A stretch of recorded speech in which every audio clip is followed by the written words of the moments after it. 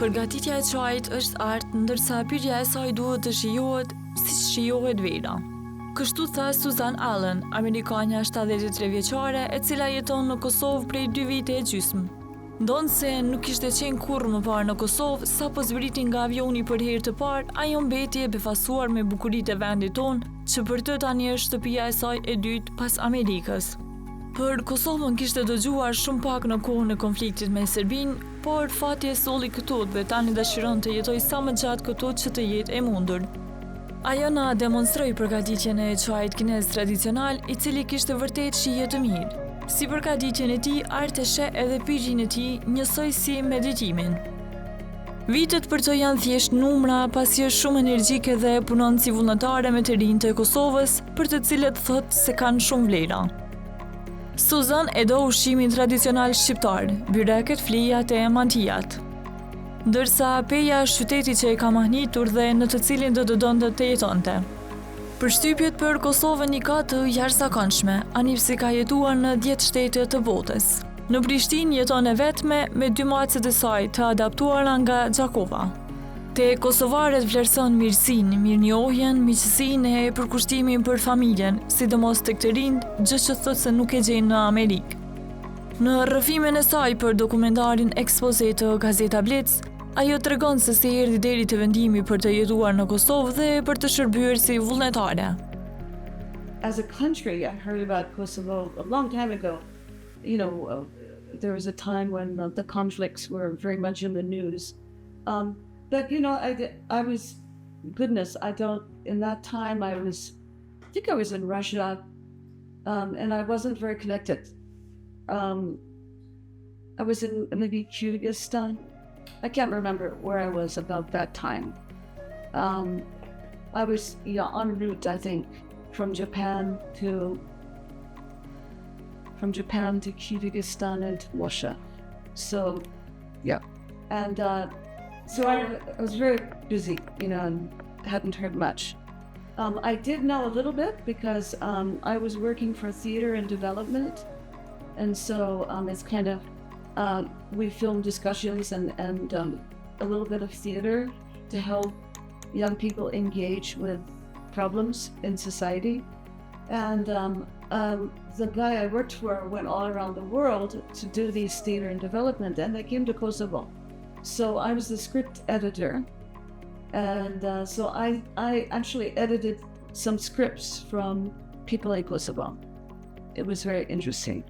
But aside from that, Kosovo was not in my mind. I was coming to Bosnia, and it was all very sudden that I decided to do this. So I was not very much aware of the politics of the situation here. I just knew that it was a place of continued conflict for quite some time. Ajo tregon se kishte dëgjuar për luftën Kosovë-Serbi, por dinte shumë pak. Dhe pasi në Bosnjë u refuzua qëndrimi, ajo duhej të zgjedhte mes Kosovës e Serbisë. Teksa mendonte Serbinë, ajo thotë se shihte errësirë, ndërsa në Kosovë shihte dritën, kështu që zgjodhi këtë fundit. Yes, but I knew no details at all. And then when I came, of course, to Bosnia, before I came, I had about 3 months that I knew I was coming. So I'm studying Bosnian, and I was also studying the history. And so it was at that time that, I read out the politics. And of course, you're all connected. Bosnia and Serbia and Kosovo are all connected. So, I had some idea. And then, as I said, I suddenly had to leave Bosnia. And I had to decide quickly whether I was going to go to Serbia or whether I was going to Kosovo, because we operate in all of these countries. And the same thing we do here is the same thing we do there. And basically we're trying to bring people together, abolish their prejudices, of course knowing that there's a lot of history and a lot to overcome. But so I had 2 weeks to decide. And I think probably I don't know, in my mind, Serbia was here. I'm very kind of intuitive in that kind of thing. And Kosovo was here. And every time I looked here, it was light. And every time I looked here, it was a little dark. And so I was turning towards Kosovo. And then a friend of mine, who I think he used to be the ambassador here from the Netherlands, he's working in Haifa, Israel. And he told me that probably it would be easier for me to get a visa here. And so that was my main thing. I didn't want to be, in a situation again where I had to leave. 73 vjeçarja nuk kishte ide se si dukej Kosova derisa erdhi këtu. Prishtina e befasoi për të mirë dhe ishte e lumtur që e zgjodhi Kosovën. In fact, I had no visual understanding of Kosovo at all. I assumed it was, a South European country, but it doesn't, it doesn't look like other capitals. It's more modern, I think, and so you don't get that kind of a capital that's been here for centuries, with the architecture, the old architecture. I was absolutely surprised, because it just looked like I was driving down the highway in America, I mean, yeah, when you're coming from the airport. And, I was expecting to see old buildings and, and so on. I like old buildings, but I was positively impressed and happy to be here. People have always been kind. Something very interesting is my second day here, I was walking down the road with a friend, and we met a journalist. And we had an interview exactly like this, where she said, "What are your impressions of Kosovo?" Well, I had only been here like 2 days, and so I gave my impressions. But now I am 2.5 years later and giving my impressions again. Ajo ka jetuar në 10 vende të ndryshme të Kosovës, por këtu veçon mirësinë e njerëzve e po ashtu faktin se shqiptarët janë shumë miqësorë. Well, I've lived in many countries. Like I lived in Africa for 17 years. I was in China for 10 years. And Russia. And the most important thing for me are not the outward things, but the friendliness of the people, the kindness of the people, and realizing, of course, that everybody's different and people have different ways of expressing kindness. So coming from Bosnia, I did immediately feel that the people were a bit friendlier here. And I enjoy making eye contact with people, which strangers find that a bit strange, but that's how you get to know people. So I noticed immediately there was more eye contact, a bit more laid back. I like the coffee culture. As you'll see, I'm very much into tea culture, but and I also love what you call chai Rus, just kind of Turkish tea. I like that too, if it's well made. Përpos Prishtinës, Suzan ka vizituar edhe Pejen, Gjakovën e Prizrenin. Ndërto, ajo veçon Pejen si magjike me ujin, ajrin, natyrën e ushqimin e mrekullueshëm. I've been to Peja quite a few times. I have friends there, and kind of involved with this youth program that we do, and so I love Peja. If I weren't involved in what I'm doing, I would live in Peja. It's so beautiful. The water is so clear, and the air is wonderful. I love hot springs, so I would definitely stay there. I've been to Jakova, and I very much like Jakova. I like the people there. There are different kinds of people that I like. I like village people. I like intellectuals, and Jakova, you have some very nice, entertaining conversations about culture. So I found that interesting. Përpos programit me të rinjt, ajo thot se I pëlqen të dëgjoj histori nga të moshuarit dhe se I pëlqen njerëzit që jetojnë në fshatra. Of course, the people in the villages, the people in the countryside are quite different from the people in the city. I very much enjoy people in the countryside. I enjoy older people too. I like to hear their stories. That's the way that you learn about a culture. Here, I'm with youth, and I hear their problems and their concerns and their loves, but I also have a lot of women friends who are in their 30s, 40s, 50s. I like making friends, and so I learn a lot about the culture in that way. You have to know the people, and you have to be able to confide your own life, and they will confide their life, and that's where you find the commonality between all people. Susan për ekspoze ka treguar më detajisht për punën vullnetare të saj në Kosovë. I did have the editing job, but that's just from abroad, and it's not very big. So basically, I'm here. I finance myself. I'm retired.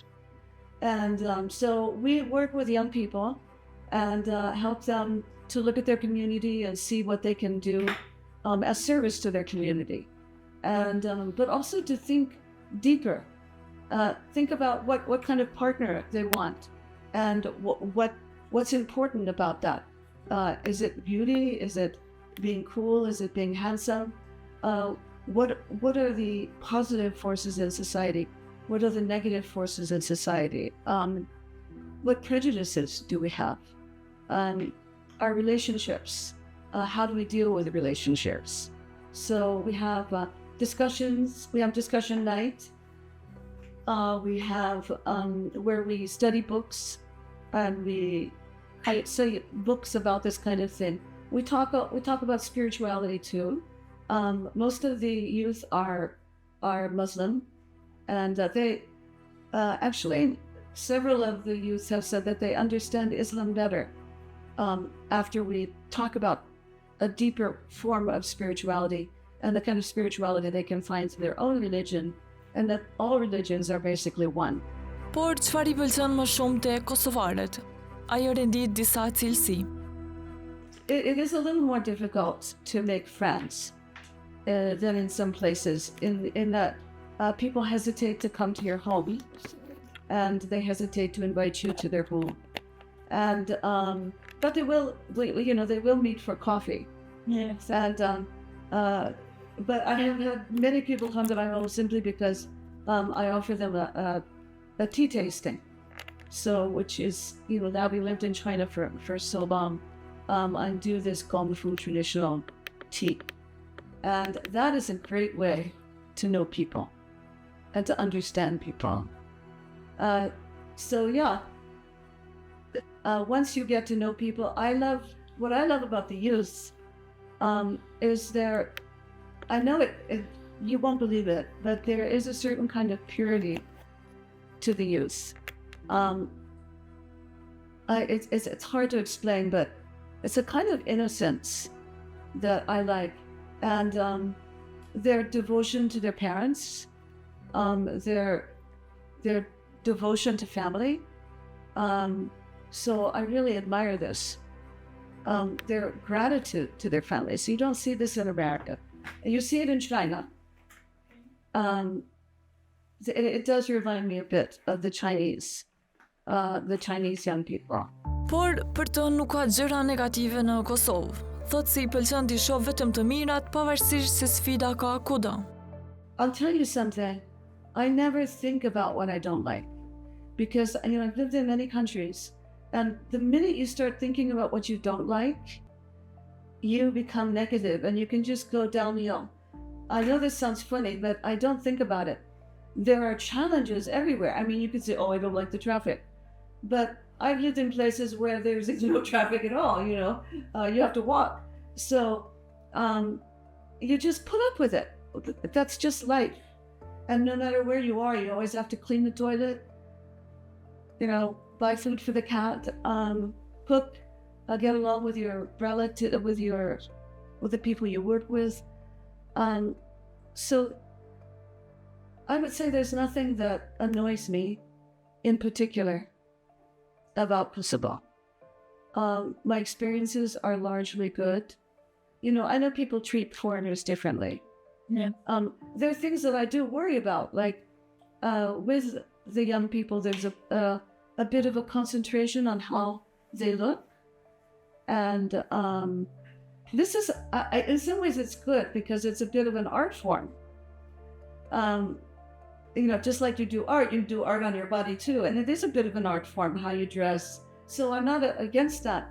But I find that there's kind of a bit of an obsession with how you look can be very detrimental to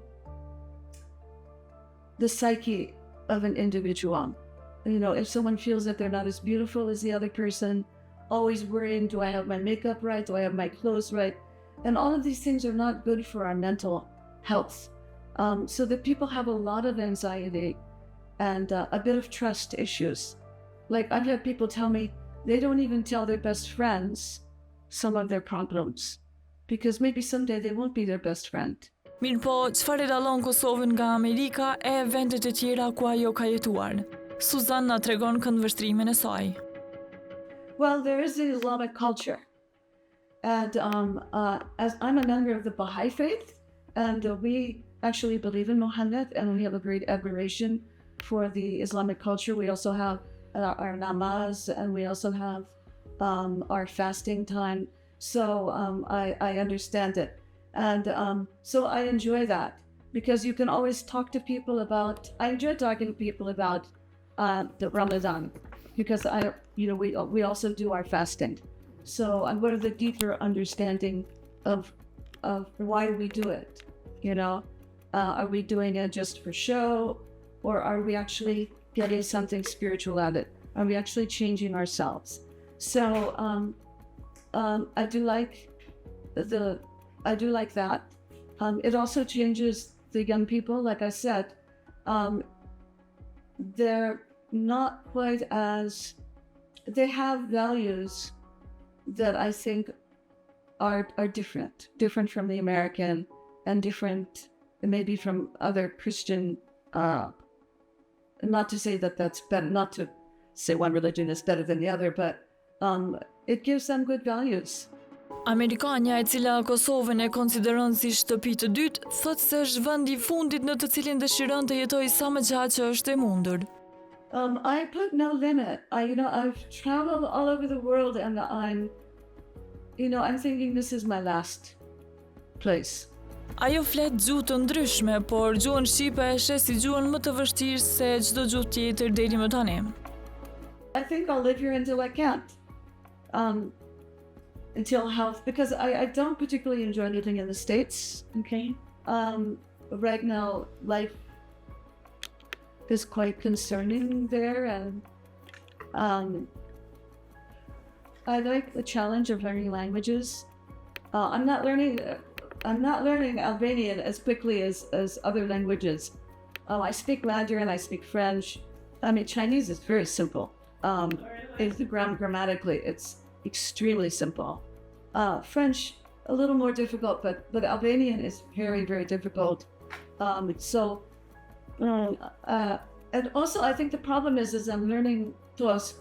Yes. Because there are no resources to learn yet, not really good resources. Yes. And so I'm learning Tosk, and people speak to me a lot in Gig. And so it's hard to get on your feet running and understanding what people are saying. I wanted to study Gig, but there are just no good books, teachers, resources, movies, it's... Ajo foli edhe pak në Shqip, fjalë që I ka mësuar, teksa tregoi edhe fjalën më të vështirë për të shqiptuar, që është fjala çmendur. Unë kam shkuar në shqiptore, unë kam